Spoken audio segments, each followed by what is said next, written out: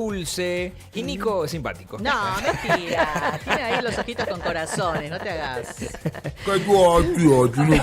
Me voy a conversar, ya lo tengo en línea, a Félix Lonigro, abogado constitucionalista.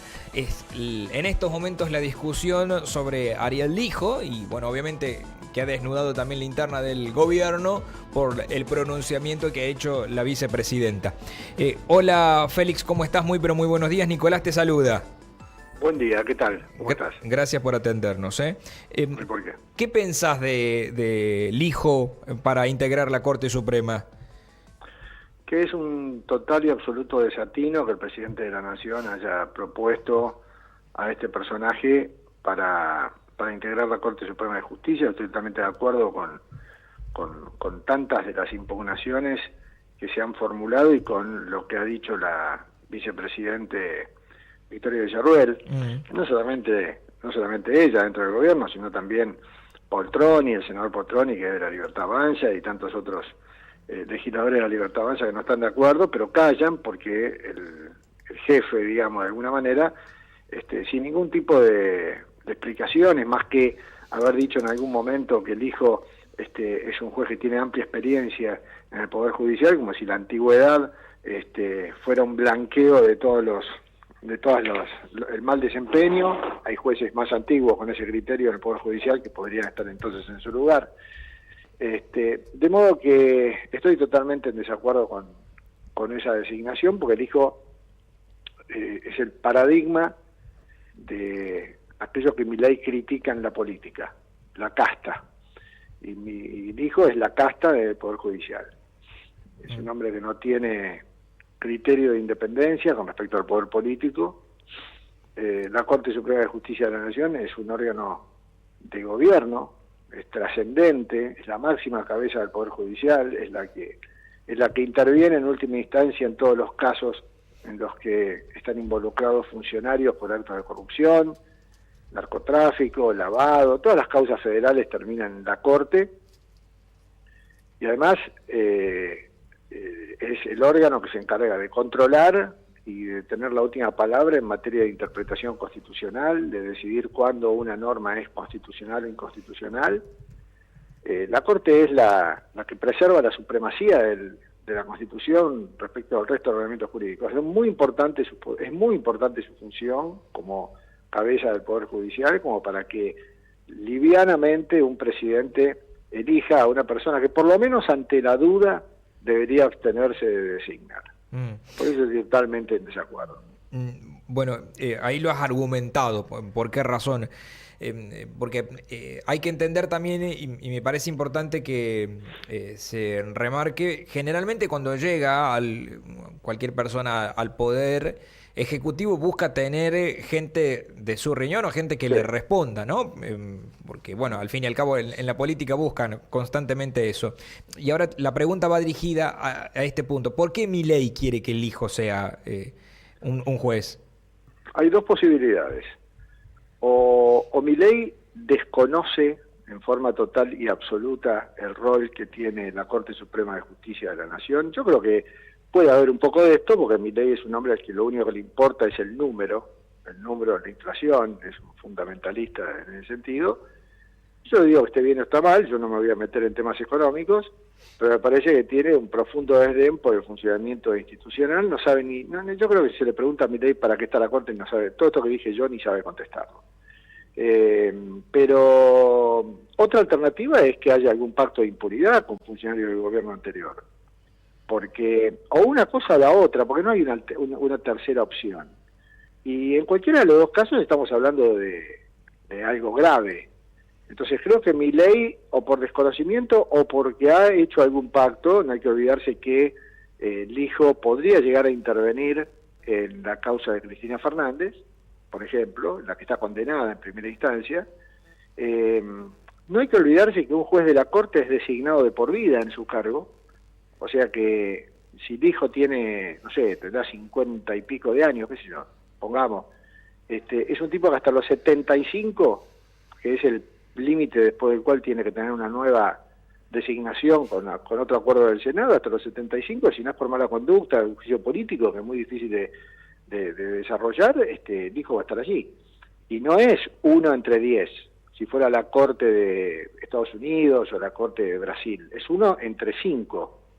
O sea, es el 20% de la Corte, es mucho, para un juez que no tiene pergaminos, para un juez que lo único que tiene es una experiencia de 20 años, que no es poco, pero eso no es por nada suficiente. Es un juez que no tiene antecedentes académicos, profesor adjunto de Derecho Penal interino, igual que Alberto Fernández en la UBA, ahora creo que ya no es más. No se le conocen notas de doctrina, y como si eso fuera poco, que no lo es, hay cosas peores todavía. 5 denuncias en el Consejo de la Magistratura por mal desempeño, por pisar causas en las que están involucrados funcionarios. El hermano del hijo es el principal operador político dentro de la justicia. Tiene denuncias por enriquecimiento. O sea, si hay alguien que es la antítesis de lo que debe ser un juez de la Corte, es Ariel Lijo.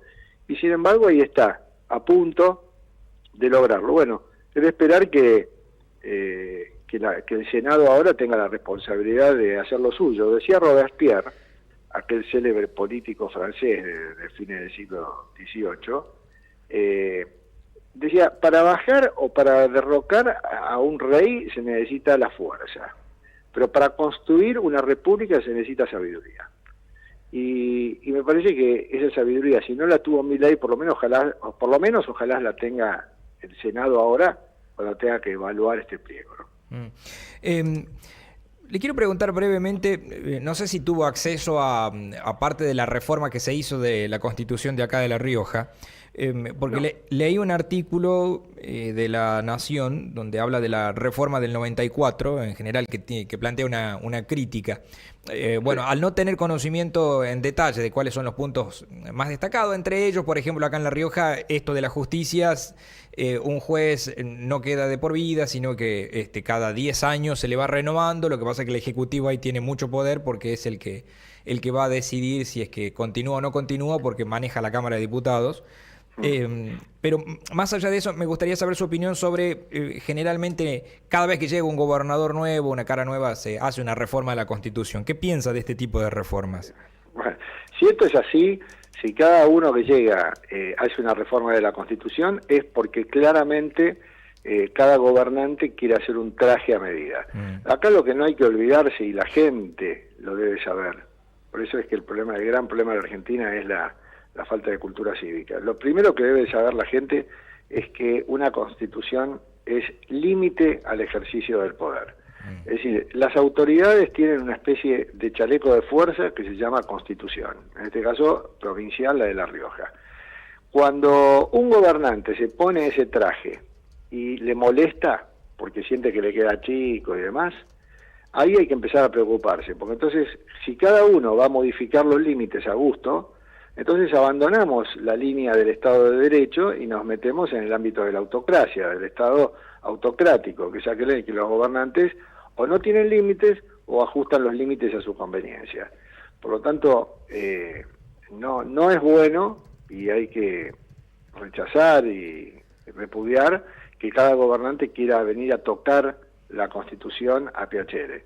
Y con respecto a los jueces, el tema de la inamovilidad en el cargo, a mí me parece bien que los jueces sean inamovibles. No me parece bien, en cambio, que tengan que estar siendo renovados a cada rato por una sencilla razón.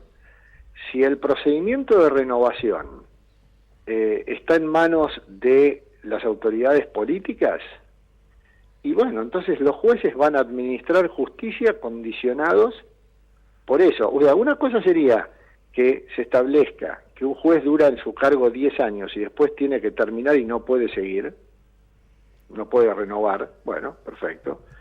Y otra cosa muy distinta es que cuando llega el momento de la renovación tenga que estar cuidándose de los fallos que dicta, porque si no el gobernador o la legislatura local no le renovarían el cargo. Entonces ya condicionar a un juez de esa manera me parece que ya no es bueno. Por eso yo estoy de acuerdo con la independencia, con la inamovilidad de los jueces, ni siquiera estoy de acuerdo con el tema de la renovación a los 75 años, porque así se despegan de cualquier influencia o presión que puedan tener por parte del poder político.